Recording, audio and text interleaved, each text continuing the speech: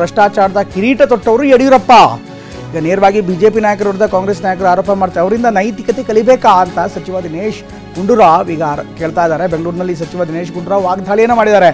ಬೆಂಗಳೂರಿನ ಫ್ರೀಡಂ ಪಾರ್ಕ್ನಲ್ಲಿ ನಡೆದಂಥ ಈ ಒಂದು ಸಭೆಯಲ್ಲಿ ಸಿಟ್ಟನ್ನು ಹೊರಗಡೆ ಹಾಕಿದೆ.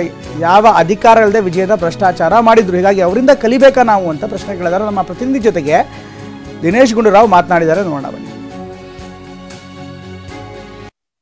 ನೋಡ್ರಿ, ಯಾವುದೇ ಒಂದು ತಪ್ಪು ನಮ್ಮ ಮುಖ್ಯಮಂತ್ರಿಗಳು ಮಾಡಿಲ್ಲ. ಉದ್ದೇಶಪೂರ್ವಕವಾಗಿ ಷಡ್ಯಂತ್ರದಲ್ಲಿ ರಾಜ್ಯಪಾಲರು ಕೂಡ ಕೈ ಜೋಡಿಸಿದ್ದಾರೆ. ಸುಮ್ಮನೆ ಅವರ ಹೆಸರಿಗೆ ಕೆಟ್ಟ ಹೆಸರು ತರಬೇಕು, ಸರ್ಕಾರ ಗೊಂದಲ ಸೃಷ್ಟಿ ಮಾಡಬೇಕು ಅಂತ ಒಂದು ಕಾನ್ಸ್ಪಿರಸಿಯಲ್ಲಿ ನಮ್ಮ ರಾಜ್ಯಪಾಲರು ಕೈ ಜೋಡಿಸಿರುವಂಥದ್ದು ಅತ್ಯಂತ ಒಂದು ಕೀಳಮಟ್ಟದ ರಾಜಕಾರಣ. ರಾಜ್ಯಪಾಲರು ಕೂಡ ಶಾಮೀಲಾಗಿದ್ದಾರೆ. ಅದಕ್ಕೇನೆ ನಾವು ಅವ್ರ ವಿರುದ್ಧ ಪ್ರೊಟೆಸ್ಟ್ ಮಾಡ್ತೀವಿ. ಯಾಕಂದರೆ ತಪ್ಪೇ ಮಾಡದೇ ಇರೋರ ಮೇಲೆ ಸುಮ್ಮನೆ ಗೂಬೆ ಕೂರಿಸುವಂಥ ಕೆಲಸ.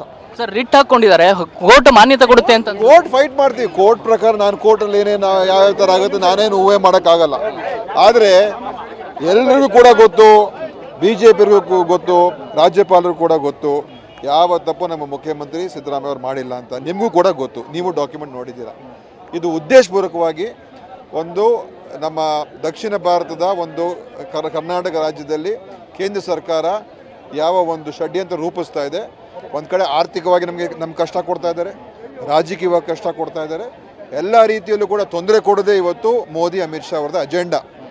ಯಾಕೆಂದರೆ ಅವರಿಗೆ ಸೇಡ್ ತೀರಿಸ್ಕೋಬೇಕು ಕರ್ನಾಟಕ ರಾಜ್ಯದ ಮೇಲೆ, ಮತ್ತು ಸಿದ್ದರಾಮಯ್ಯ ಅವರ ನಾಯಕತ್ವಕ್ಕೆ ಹೇಗಾದರೂ ಮಾಡಿ ಅದನ್ನು ನಾವು ಕೆಡಿಸ್ಬೇಕು ಅಂತ ಒಂದು ದುರುದ್ದೇಶ ಇಟ್ಕೊಂಡು ಮಾಡ್ತಾ ಇದ್ದಾರೆ. ನಾವು ಹೋರಾಟವನ್ನು ಮಾಡ್ತೀವಿ, ಯಾವ ಭಯನೂ ಇಲ್ಲ. ಯಾಕೆಂದರೆ ನಾವು ಉಪ್ಪು ತಿಂದಿಲ್ಲ, ನೀರಾಗಿ ಕುಡಿಬೇಕು ಅಲ್ವಾ? ರಾಜೀನಾಮೆ ಪ್ರಶ್ನೆ ಬರೋದೇ ಇಲ್ಲ ರೀ. ಏನಾದರೂ ತಪ್ಪು ಮಾಡಿದರೆ ತಾನೇ. ಈಗ ಅವರೆಲ್ಲ ಭ್ರಷ್ಟರು ಕೂತ್ಕೊಂಡಿದ್ದಾರೆ. ಯಾರು? ಯಡಿಯೂರಪ್ಪನವರು, ಯಡಿಯೂರಪ್ಪ ಅವ್ರ ಮಗ. ಇಡೀ ಭ್ರಷ್ಟಾಚಾರದಲ್ಲಿ ಕಿರೀಟ ಹಾಕೊಂಡಿರೋರು ಯಡಿಯೂರಪ್ಪನವರು. ಅವ್ರ ಮಗ ಏನೂ ಇಲ್ಲದೇ ಭ್ರಷ್ಟಾಚಾರ ಮಾಡಿದ್ರು. ಅಂಥವ್ರಿಂದ ನಾವು ಕಲಿಬೇಕಾ ನೈತಿಕತೆ? ಕುಮಾರಸ್ವಾಮಿ ಅವರಿಂದ ನಾವು ಕಲಿಬೇಕಾ? ಎಲ್ಲ ಕೂತ್ಕೊಂಡು ಈಗ ಕೇಂದ್ರದಲ್ಲೂ ಕರ್ನಾಟಕ ಒಳ್ಳೇದು ಮಾಡೋದು ಬಿಟ್ಬಿಟ್ಟು ಕುಮಾರಸ್ವಾಮಿ ಅವರು ಈ ಥರ ಕಾನ್ಸ್ಪರಸಿ ಮಾಡ್ತಾ ಕೂತ್ಕೊಂಡಿದ್ದಾರೆ. ಅವ್ರು ಇದೇ ಕೆಲಸ ಮಾಡೋದು. ಅದಕ್ಕೋಸ್ಕರನೇ ಅವರು ಒಂದೂವರೆ ವರ್ಷಕ್ಕಿಂತ ಹೆಚ್ಚು ಮುಖ್ಯಮಂತ್ರಿ ಆಗಿ ಅವರು ಉಳ್ಕೊಳ್ಳೋಕ್ಕಾಗಲೇ ಇಲ್ಲ. ಯಾಕೆಂದರೆ ಬರೀ ಕೆಟ್ಟ ಕೆಲಸಕ್ಕೆ ಕೈ ಹಾಕ್ತಾರೆ. ನೋಡ್ರಿ,